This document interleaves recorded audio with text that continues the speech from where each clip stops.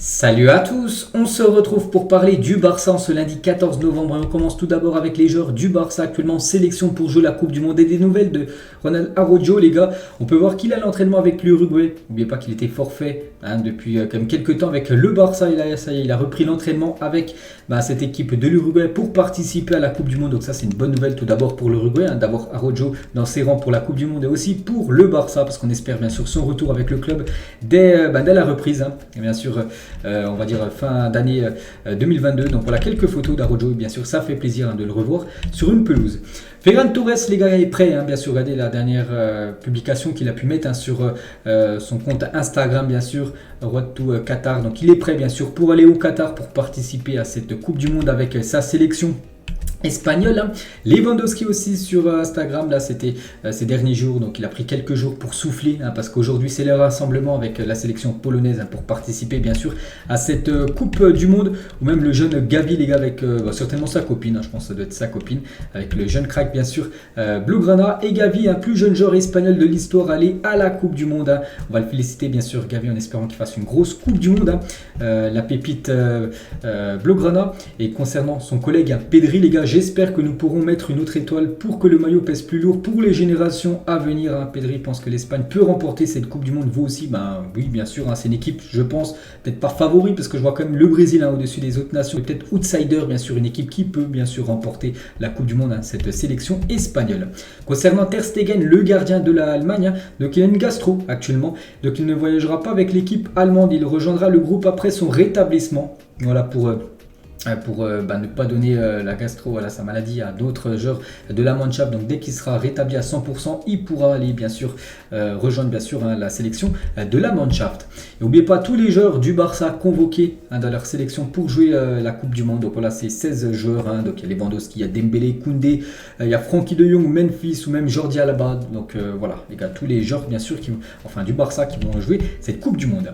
La une aujourd'hui du journal Sport, donc c'est simple, on peut voir priorité latéral droit. Le latéral droit les gars, le FC Barcelone veut un nouveau latéral droit tout simplement. Et on peut voir une liste de joueurs les gars. Voilà ces joueurs, donc Foyt, Singo, Dalot, Frimpong et Pavard. Voilà c'est les 5 joueurs que le FC Barcelone cible. Donc bien sûr ils ne vont pas recruter les 5, mais un sur ces 5 là pourrait être un futur joueur du FC Barcelone. Et concernant Pavard, lui veut rejoindre le Barça et dès janvier ça pourrait se faire. Barcelone envisage de le signer. Donc voilà, peut-être Pavard, futur défenseur droit du côté du FC Barcelone. Bon, je serais plutôt pour les gars, je trouve qu'il est bon quand même Benjamin Pavard. Et voilà, donc lui en plus serait ok pour venir jouer du côté de l'Espagne. Donc affaire à suivre concernant un défenseur droit actuellement prêté, c'est Sergiño Dest qui appartient toujours au Barça, il est prêté à l'équipe de l'AC Milan. Et Dest ne rejouera plus avec le maillot du Barça.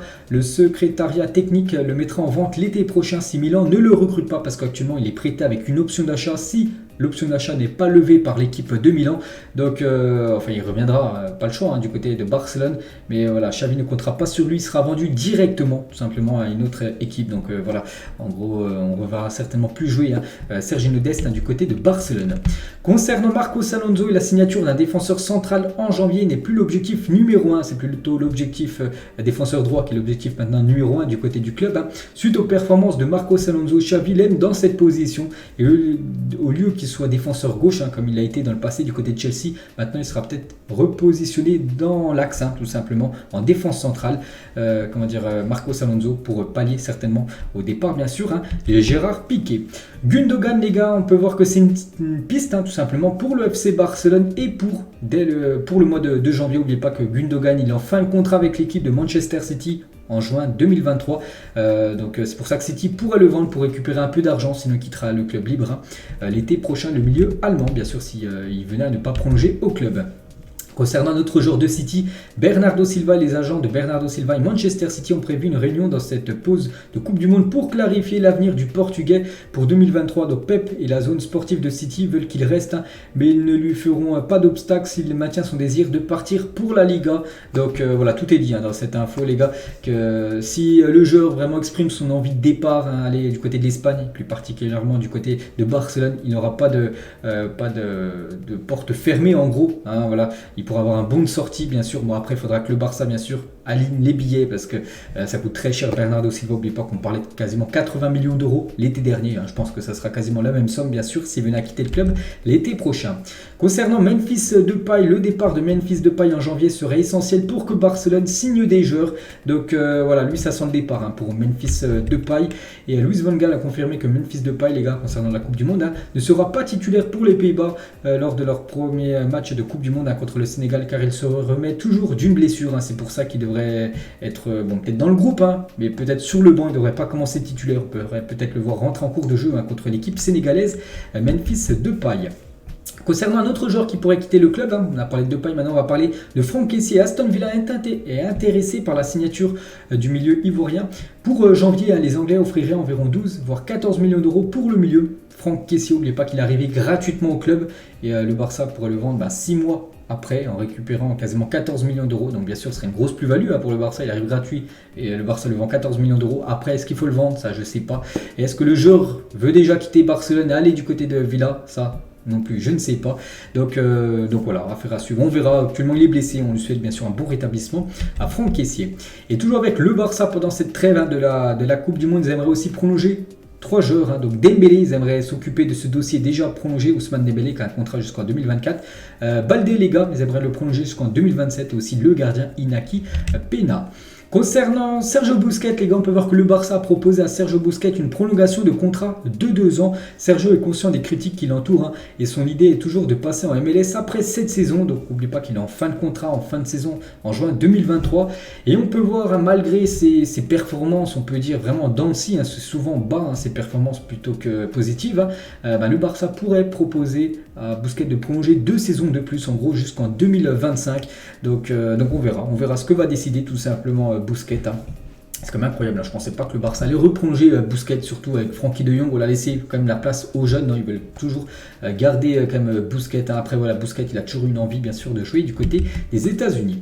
Laporta, il a dit Léo sait que Barcelone est chez lui, donc voilà ce qu'a pu dire bien sûr Juan Laporta sur Léo Messi, qu'on parlera après. Quelques infos de Juan Laporta, les gars.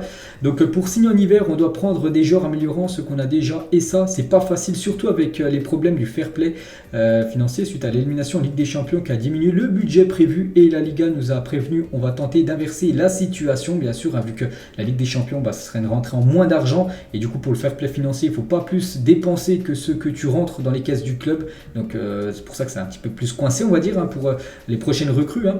Toujours avec Laporta, nous avons une confiance totale en Xavi, et je peux vous assurer que nous sommes très fiers de l'entraîneur que nous avons. Il connaît très bien le club, et le moment où il est arrivé, il informe le club de tout ce qui peut être amélioré. Toujours avec Laporta, nous avions toujours des objectifs élevés et nous voulions continuer en Ligue des Champions, mais les circonstances ont rendu cela impossible.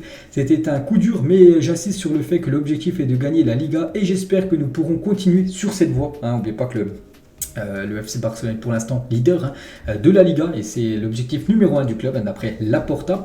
Et toujours avec Laporta, Pampelune du côté de Osasuna, l'équipe a montré qu'elle avait les qualités d'un champion, qu'elle avait le caractère pour surmonter l'adversité et qu'elle avait l'envie de gagner immédiatement le championnat. N'oubliez pas que le Barça joue avec un joueur en moins, le Barça perdait 1-0 et le Barça gagnait le match 2-1. Et voilà, pour Laporta bien sûr, l'équipe là avait montré un caractère de champion tout simplement, en renversant totalement ce match avec un joueur en plus en moins. Et toujours avec Laporta, cet été, nous avons planifié et atteint tous les objectifs que nous étions fixés, et nous avons maintenant une équipe plus compétitive que la saison dernière, et nous pensons maintenant à continuer à améliorer ce qui peut être amélioré. Donc en gros, des autres recrues pour arriver au club. Et les blessures ne nous ont pas permis de voir le potentiel de cette équipe après les signatures de joueurs de cet été. C'est qu'il y a eu pas mal de blessures. Et on revient sur Laporta, sur Messi. Un retour de Messi en 2023. Léo sait que Barcelone est toujours sa maison. Voilà ce que dit Laporta. Il rêve tout simplement du retour de Léo Messi en fin de saison. Et tiens, toujours avec Messi, les gars, je pense que nous jouons dans l'un des premiers matchs en janvier après la pause, et Luis Enrique m'a mis sur le banc. Il y a eu un conflit, oui, pendant un petit moment, il a cependant été résolu, et nous avons une relation fantastique à partir de maintenant, parce qu'avant il y avait un froid entre Messi et Luis Enrique quand c'était le coach du FC Barcelone, à coup il l'avait mis sur le banc, il y avait un froid, tout ça, et depuis il dit que ça va bien mieux, tout va bien maintenant entre Messi et Luis Enrique, et maintenant Luis Enrique, le sélectionneur de l'Espagne, et toujours avec Messi, un Pep Guardiola est le meilleur entraîneur que j'ai jamais eu. Tout ce qu'il avait prévu auparavant a toujours fonctionné au fil du temps. Vous réalisez ce que nous avons construit à Barcelone était unique et le restera pour toujours. Bien sûr, la grande époque de Pep Guardiola du côté du Barça, où Messi était énorme, ou même tous les autres joueurs. Le 11 de départ était toujours énorme, bien sûr, où c'était peut-être la meilleure équipe de l'histoire, bien sûr, du FC Barcelone quand c'était Pep Guardiola, le coach. Jordi Alba, les gars, l'équipe est très unie. Nous tuerons pour Xavi, tellement que tout le monde, bien sûr, marche dans le même sens du côté de Barcelone. Ma relation avec Laporta est très bonne. C'est une personne merveilleuse. Nous sommes des hommes et nous aimons parler face à face. J'ai beaucoup de respect pour lui. Baisser mon salaire, personne ne m'a appelé pour baisser son salaire, parce qu'on a entendu des rumeurs qu'on lui avait demandé de descendre son salaire. Il avait refusé, donc il a dit non, c'est pas vrai. Personne ne lui a demandé au club de descendre son salaire. Et toujours avec lui, le jour où je sentirai que je ne peux plus concourir pour Barcelone, je me lèverai et partirai. Et en gros, je prendrai ma retraite parce qu'il veut terminer sa carrière du côté du Barça. Toujours avec Barcelone, les gars, un petit point sur la Liga, juste avant le mondial qui commence dimanche prochain plutôt. Donc le Barça, ça a 37 points, le Real Madrid 35 points, meilleur buteur Lewandowski, 13 buts. Et meilleure défense, Barcelone, 5 buts encaissés. Et meilleure attaque, le Barça et aussi le Real Madrid, 33 buts. On peut voir souvent le FC Barcelone en tête des classements. Et concernant les meilleurs joueurs de la première partie de saison en Liga, on peut voir quelques Blaugrana comme Baldé, Dembélé et Lewandowski figurent parmi ce 11 des meilleurs joueurs tout simplement de cette première partie de saison. Félicitations à Baldé, Dembélé et Lewandowski. Il y aura des changements de maillot après la trêve de Coupe du Monde. Donc Gavi portera le numéro 6, Baldé portera le numéro 12 et Inaki Peña portera le numéro 13. Changement de numéro de maillot. Toujours avec Barcelone, à la plus grande fréquentation moyenne à plus de 83 194 spectateurs en moyenne du côté du Camp Nou lors des matchs de Liga cette saison. Dans les 5 meilleures ligues cette saison, c'est le plus haut total. En gros, où il y a le plus d'affluence, où il y a le plus de monde qui viennent au stade devant Dortmund ou même le Bayern Munich. Toujours avec Barcelone, bien sûr. Donc avant de redémarrer la deuxième partie de saison, bon, c'est pas maintenant. Donc Barcelone et Arsenal sont en pourparlers pour disputer un match amical le 17 décembre prochain à l'Emirates Stadium. Donc le 17 décembre, ça sera la veille de la Coupe du Monde, la finale de la Coupe du Monde. La finale de la Coupe du Monde est prévue le 18, mais bien sûr, il y aura déjà des joueurs du FC Barcelone qui seront de retour. Peut-être qu'il y en a qui seront en finale, des joueurs du Barça en finale de Coupe du Monde, mais il y en aura aussi plein qui seront déjà éliminés. Et ils pourraient avoir un match, les gars, pour se remettre dans le bain, on va dire, et jouer contre Arsenal. Donc ce serait le leader de la Liga contre le leader, tout simplement, de la première ligue. La couleur du troisième maillot du Barça pour la saison 2023-2024, d'après Footy Inline, ça devrait être de cette couleur-là, bleu ciel, devrait être la couleur dominante du troisième maillot du FC Barcelone pour la saison prochaine. Les joueurs français du côté du Barça qui ont été les plus buteurs, donc le recordman, c'est toujours Thierry Henry, 49 buts, il a inscrit sous le maillot Blaugrana, Thierry Henry. Et le deuxième, les gars, c'est Ousmane Dembélé, 37 buts pour Dembélé. Il peut toujours dépasser Thierry Henry parce que lui, il joue toujours, alors que Henry, bien sûr, a pris sa retraite. Griezmann, c'est 35 buts et Ludovic Giuly, c'est 26 buts en tant que joueur français du côté du Barça. Lewandowski l'a dit, la saison prochaine sera bien meilleure pour nous. Nous aurons plus de stabilité. Il a également dit, je ne voulais pas rester dans une ligue toute ma vie. Il parle de la ligue allemande. Je voulais déménager à Barcelone et je l'ai fait. Et maintenant, il performe énormément du côté du Barça. Et il parle de la Coupe du Monde. Je pense que l'Argentine avec Messi est l'un des favoris pour remporter cette Coupe du Monde. Ils n'ont pas perdu depuis 30 matchs, ils jouent bien et vous pouvez voir que c'est une très bonne équipe. Bien sûr, cette équipe de l'Argentine, personne n'en doute.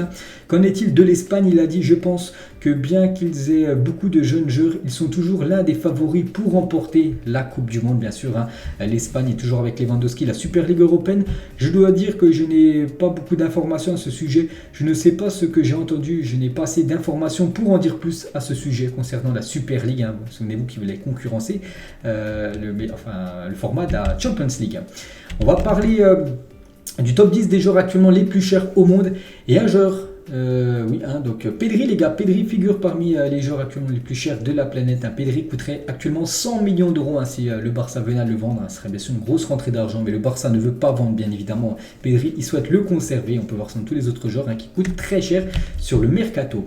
Memphis Depay, les gars, il a publié cette publication sur sa story Instagram où ce joueur, Ivan Toney, a marqué un doublé, les gars, contre Manchester City ce week-end. L'attaquant de Brentford, il a fait la célébration tout simplement de Memphis Depay quand tu bouches les oreilles, bien sûr, avec tes deux doigts.